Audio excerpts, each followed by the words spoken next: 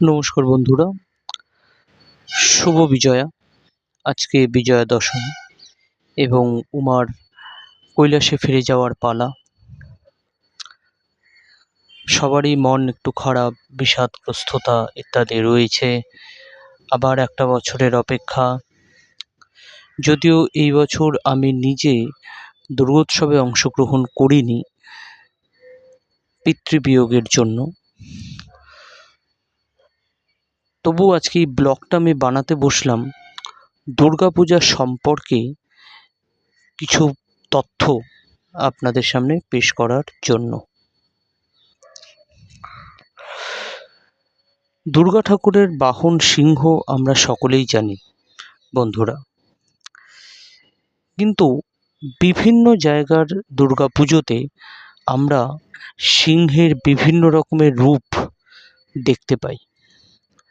বিশেষ করে যে সমস্ত পুরনো বনেদি বাড়ির দুর্গাপুজোগুলো রয়েছে, যেমন আমি বলতে পারি কলকাতার শোভাবাজার রাজবাড়ির দুর্গাপুজো এবং আরও অন্যান্য যে সমস্ত পুরনো বনেদি দীর্ঘ সময় ধরে হয়ে আসা দুর্গাপুজোগুলো রয়েছে, ঐতিহ্য প্রাচীন দুর্গাপুজোগুলো রয়েছে, সেখানে সাধারণত দুর্গার বাহন সিংহকে কিছুটা ঘোড়ার মতো রূপে দেখানো হয়।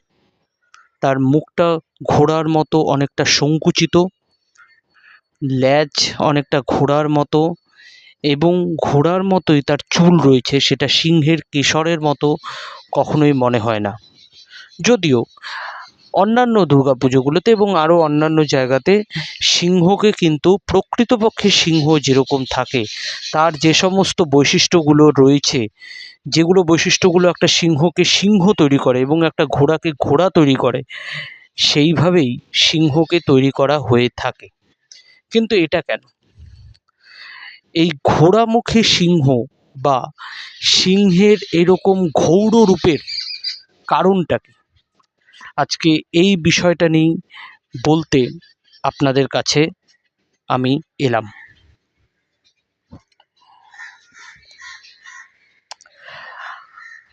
প্রকৃতপক্ষে বলতে গেলে প্রাচীনকালে বাংলার যে মৃৎশিল্পীরা ছিলেন, তারা কিন্তু সিংহের রূপের সাথে পরিচিত ছিলেন না। তারা কখনো সিংহ দেখেননি, কারণ বাংলার জঙ্গলে সিংহ পাওয়া যেত না। বাঘ পাওয়া যেত, কিন্তু সিংহ পাওয়া যেত না। তাই বাংলার প্রাচীনকালের মৃৎশিল্পীরা কখনোই সিংহ দেখেননি। অথচ পুরাণে লেখা আছে যে দেবী সিংহ বসনা, অর্থাৎ তিনি সিংহের পিঠে চড়েই মহিষাসুরের সাথে লড়াই করছেন।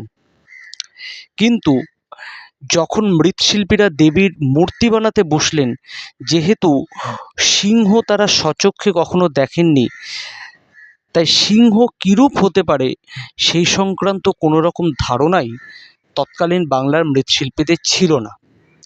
আবার পুরাণ অনুসারে বলা হয়েছে যে দেবী সিংহের পিঠে চড়ে মহিষাসুরের সাথে লড়াই করছেন, তাই তাদের সামনে উদাহরণ ছিল এমন প্রাণী যার পিঠে চড়ে লড়াই করা যেতে পারে।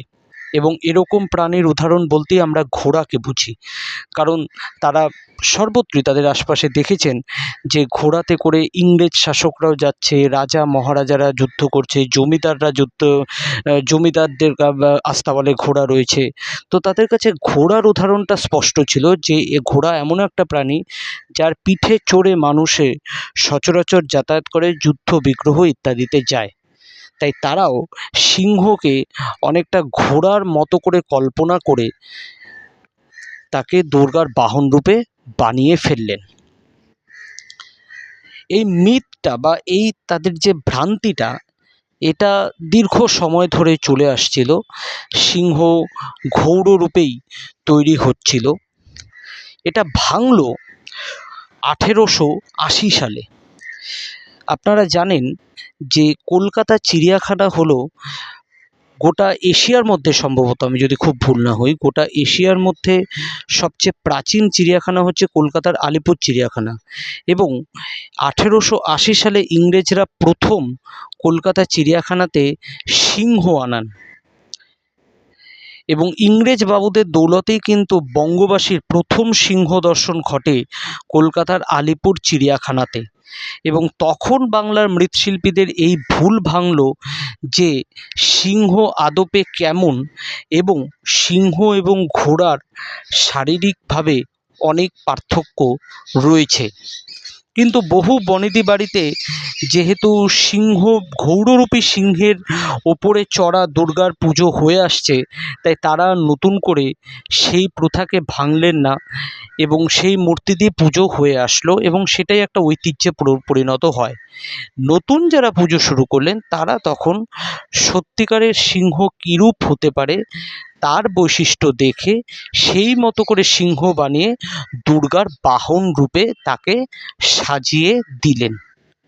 এই প্রসঙ্গে একজন বিখ্যাত মৃৎশিল্পীর নাম করা যায় গোপেশ্বর পাল।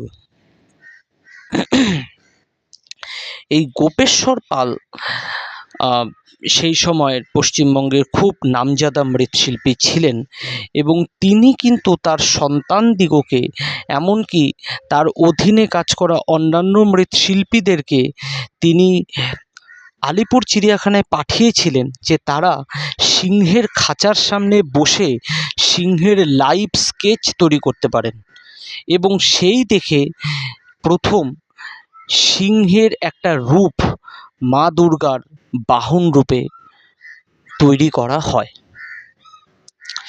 এই প্রসঙ্গে আরও কিছু মতামত রয়েছে, যেমন অনেকে এটা বলে থাকেন যে আসলে বাংলার পাল মৃৎশিল্পীরা, হ্যাঁ কথা অনুসারে আমিও পাল, তো বাংলার পাল মৃৎশিল্পীরা আসলে মৃৎশিল্পটি শিখেছিলেন উড়িষ্যার মৃৎশিল্পীদের থেকে। তারা এই আর্টটি অর্থাৎ মাটির দিয়ে বিভিন্ন রকমের দেবী মূর্তি তৈরির যে শিল্পকার্যটি শিখেছিলেন উড়িষ্যার শিল্পীকারদের থেকে, এবং উড়িষ্যার শিল্পীকাররা সিংহকে বা ওই জাতীয় প্রাণীদেরকে এরকম ঘোড়া রূপেই তৈরি করতেন।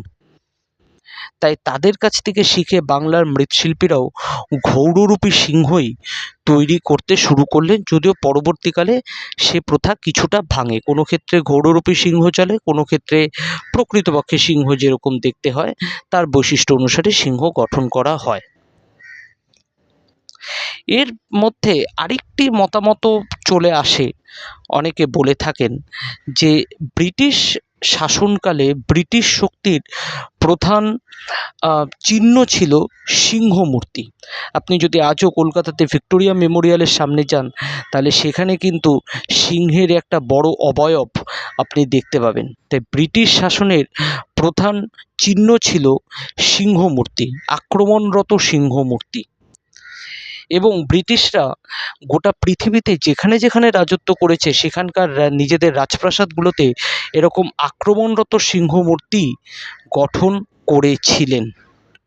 বাংলাতে স্বদেশী আন্দোলনের প্রতীক রূপে ব্রিটিশদের আক্রমণরত সিংহ মূর্তির প্রতিবাদস্বরূপ দেবী দুর্গার বাহন রূপে এই রকম একটি শান্তমুখী সিংহ মূর্তি গঠন করা শুরু হয়।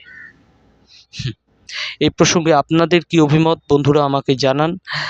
যদি আমার কোনো ভুল তথ্য দিয়ে থাকি সেটাও আপনি আমাকে জানাবেন।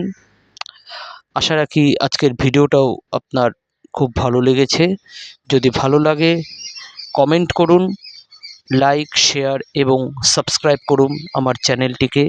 এতে আমার পক্ষে খুব ভালো লাগবে যে চ্যানেলটাকে আরও গ্রো করার, এবং কী ধরনের কন্টেন্ট আপনারা দেখতে চান তা যদি আমাকে বলেন তাহলে আমার পক্ষেও সুবিধা হবে সেই ধরনের কন্টেন্ট আপনাদের জন্য নিয়ে আসার। ধন্যবাদ, শুভ বিজয়া, সবাই খুব ভালো থাকবেন।